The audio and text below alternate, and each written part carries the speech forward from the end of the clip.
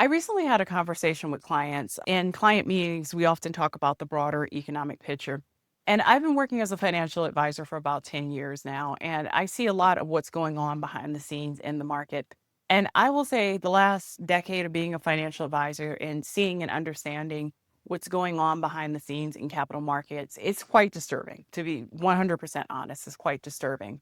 And there's a lot that's happening that I think the average American is completely unaware of that is feeding into the political experience that we have right now. And I just wanted to do a short video to talk to it because a lot of people want to know, why does everything feel different? Why are things so difficult right now? I grew up in the 1980s and 1990s. My mother was a school teacher. My dad was a truck driver. We were not wealthy. We were solidly middle class for the time, solidly middle class for time. And that meant that my parents owned their home. We had two cars. My dad was an independent operator of his truck, so he owned his truck. We had vacations. We went to Disney World. We went to different places on cruises and things like that. We always had enough food. We always had accessibility to doctors. When it came time for myself to go to college and my sister to go to college, there were money and resources to send us to college. I was able to go to two private universities for undergraduate and graduate school. And while I did graduate with some student loan debt, I was able to rapidly pay it off and be done with that phase of life by the time I was 30. We live the American dream, or the American dream, especially for an African American family born in the deep South, to for the kids to reach the next level of the American experience. And now here I am working as a wealth manager in San Francisco. I probably earn more than a year than my parents ever did working, and I have my own home. By standards of success, I'm doing pretty well. But I have noticed that things are decidedly different from when I was growing up. And I see it in myself, I see it in my clients, I see it in the families that I serve, and people are worried. And I will tell you this as someone who operates a lot behind the scenes, you should be very worried because there is something going on or some things going on behind the scenes. First thing I want to talk about the general economy. A lot of the economy, the gross domestic product, the GDP, is driven by consumerism. And what I've noticed is that a lot of the consumerism that happens in the United States is driven by a smaller and smaller sliver of the general population. For a lot of American history, one of the things of the American dream and of middle class is that everybody could participate in the consumer culture. I don't believe that's the case anymore. I actually had to look up the numbers on this, and the numbers are pretty darn shocking. But 10% of the top income earners account for 49% of the consumerism going on in the US economy. The top 20% of earners account for about 63% of the consumer economy. And if you're a top 10%, maybe a top 20%, you're earning into the six figures.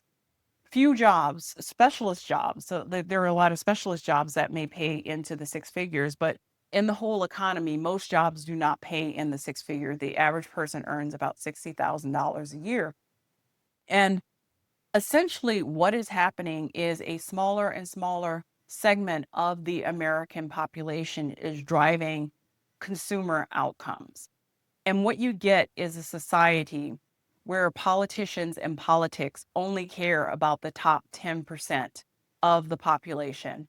The situation that we're currently in October of 2025, personally, I think we're already in recession. I think people who are in the bottom 80% have already closed their wallets and are not spending. I've thought that for the last 6 months. Spending has dried up in the bottom 80%, but the top 20% is still spending. And if you look at the top 5% or the top 1%, they're spending like nothing has changed and nothing will change. And they're driving most of the consumer spending, which is driving most of the GDP. So when you have a situation where the government only really cares about the top 10% of consumers, you have a very lopsided society where the vast majority of people feel as though they can't participate. A good example are Disney World. I used to go to Disney World when I was a child, not Disneyland, but Disney World. We lived closer to Florida. And I finally remember those trips. We didn't go often. We went maybe every other year, but there were about 6 or 7 times throughout my childhood that we went to Disney World. And it was just a fun experience. I recently went to Disney World in 2022 with my sister, and it was just two adults going to Disney World for nostalgia's sake. I was absolutely floored with how expensive two adults for a week at Disney World were. I mean, it was a five-figure sum that we spent on the basics of like a hotel on the Disney World compound, dining out, add-ons, extras, things like that. And I was thinking, gosh, a family of four, like this probably would exceed about $20,000 for a week for a family of four.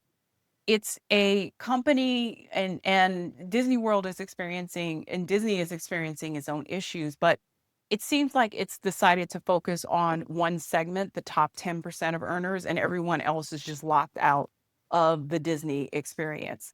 Another good example of this occurs in Las Vegas. I don't go to Las Vegas very often. I'm not a gambler or anything like that, but I do occasionally land in Las Vegas for a conference or sometimes to hang out with friends. And I haven't been in some time, but Las Vegas has experienced a big change. A lot of things that were complimentary or a lot of things that a lot of people liked about Vegas have changed or are now coming with a charge.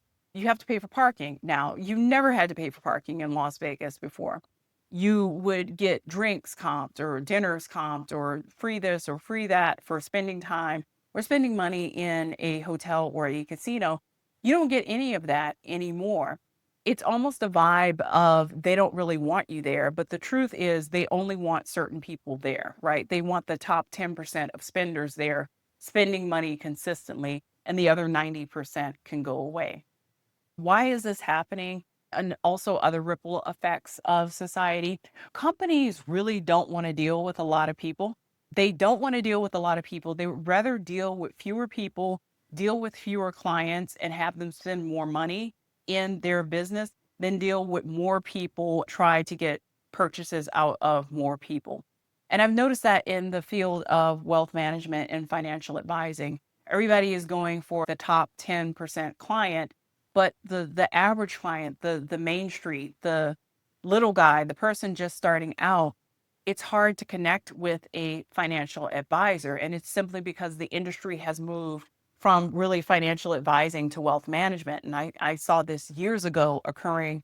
And that was one of the reasons why I got the second certification, the Certified Private Wealth Advisor certification, because I saw that happening in the industry. And when it happens in the industry, it's unfortunate. When it happens across the society, it's absolutely catastrophic. And what I'm seeing is this is absolutely happening across all strata of American society and all industries.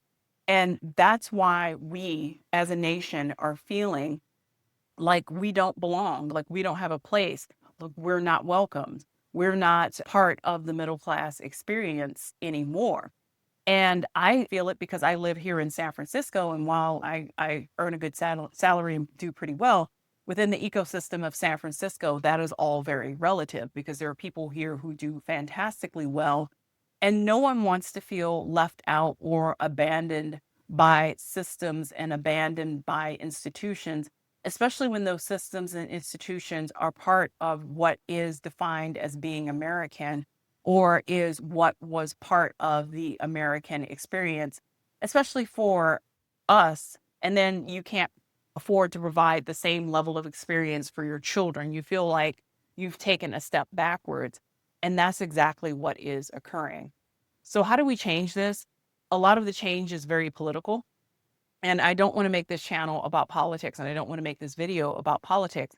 But a lot of people in the last, and this has been going on for the last half century, but really sharply in the last, decade, 15 years, have really voted for politicians and policies that have accelerated this. And no politician or politics are going to come out and say, look, you're voting for someone who only cares about the top 10%. If you're not in the top 10%, we really don't care about you.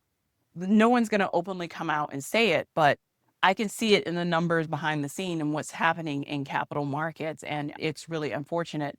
And if we want to change this, I think a lot of it is education and awareness. A lot of Americans aren't even aware that this is going on, but it's raising awareness that this is happening and basically getting Americans and politicians and the American system to recommit to the American dream so that everyone has access to these systems that we put into place. And these are systems, could be anything from enjoyment, a trip to Vegas, a trip to Disney World, to education, higher education. If you work hard, dream hard, save your money, you can send your kid to a private college or a public college to complete a college education. And it's not just the domain of the very wealthy. So there you have it. This is more of a talking video about what's going on in the broader economy, but it's a very interesting subject nonetheless. If you found this information useful, please like, share, and subscribe. Thank you.